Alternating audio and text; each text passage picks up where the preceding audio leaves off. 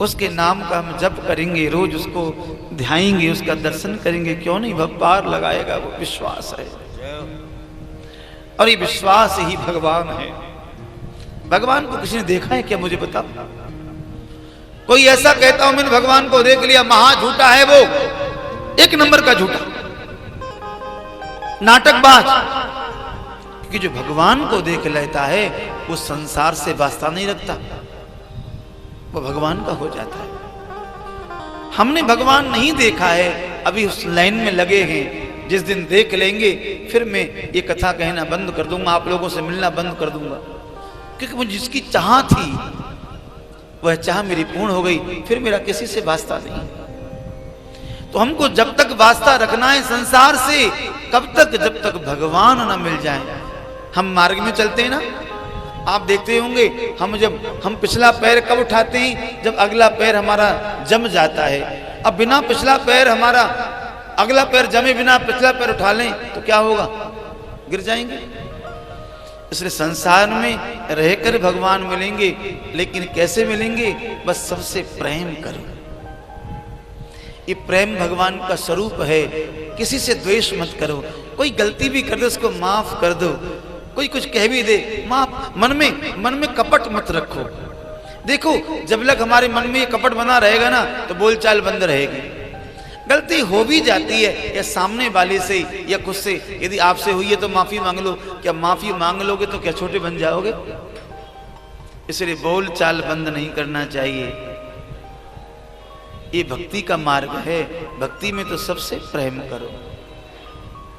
सब भगवान के हैं, हम सब उसी के तो जीव हैं। कोई छोटा नहीं है, कोई बड़ा नहीं है। आपका प्रेम बना, आपने मुझे यहाँ बिठा दिया, माथे पे तिलक लगा दिया, माला पहना दी, गुरुजी बना दिया, लेकिन मैं आप जैसा ही हूं, आपके ही बीच में से आया हूं। ये हमारी आपकी श्रद्धा है।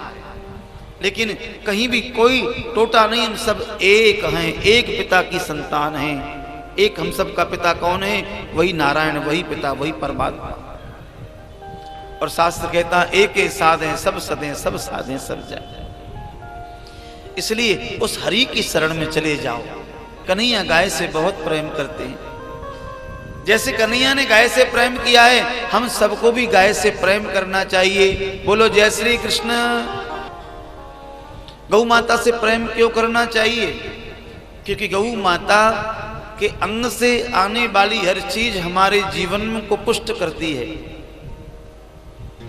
पहले हम उपलों से रोटी बनाते थे, इतनी बीमारियां नहीं होती। जब से ये गैस चल गई तो पेट में गैस बनना आरंभ हो गया। हर आदमी पेट में लंगाड़ा घूम रहा है, भोजन पचता ही नहीं है। अरे गैस की पकी रोटी खाओगी तो पेट में गड़बड़ी तो होगी ना। हर चीज बनावटी हो गई है, बिना ऋतु की हो गई है। अब 12 मास तरबूज ले लो, 12 मास आम ले लो, कोई भी फल ले लो, कोई भी सब्जी ले लो। वो बेचने वाले इंजेक्शन लगाते हैं और महाराज रात्रि को ककड़ी इतनी बड़ी रहती है और सुबह सुबह होती ये ककड़ा हो जाता है वो फूल करके। अब उसको हम खाएंगे तो हम क्या ककड़ी रहेंगे, हम भी ककड़ा हो जाएंगे। और यही हो रहा है। हर आदमी के जीवन में बीमारी प्रवेश कर गई है। इसका रीजन एक तो ये है ही, और एक रीजन हम भी हैं। हम बिना देखे खा लेते हैं, खरीद लेते हैं। अरे भैया भगवान ने आंखें दी हैं, जरा सोचो इस मौसम में ये चीज आई कहां से? अरे आप बाहर से चल करके आए हो, ठंडा पानी पी लो, एसी में बैठ जाओ, आपके जुकाम हो जाएगा।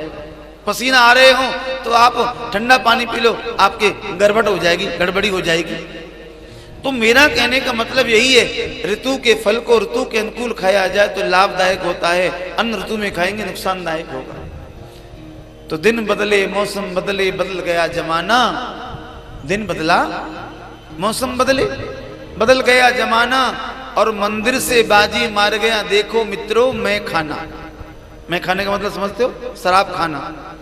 जो भीड़ कभी मंदिरों में होती थी, आजकल महाराज वहां ऐसे होड़ लगी है, सबसे पहले मैं लूंगा। धक्का मुक्की होती है और उसको पी करके आदमी इतना मदहोश हो जाता है, फिर उसको होश नहीं रहता मैं क्या कह रहा हूं, कहां चल रहा हूं। कितने लोगों को तो नाली में पड़े देखा है। शराब पीने वाले की दुर्दशा होती ही है, उसका परिवार भी दुखी रहता है।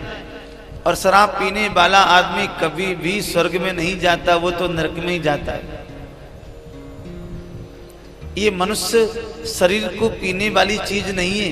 एक मांसाहार करना, मदिरा पीना, जुआ खेलना, ये सब दुराचरण है। इससे हम कुमार्ग पर चले जाते हैं।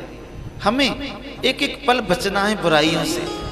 ये बुराइयां तो हमको पछाड़ने के लिए खड़ी हैं। कब हमारे प्रपेटा में हम इसको पछाड़ दें, इसको हम अपने जैसा बना लें।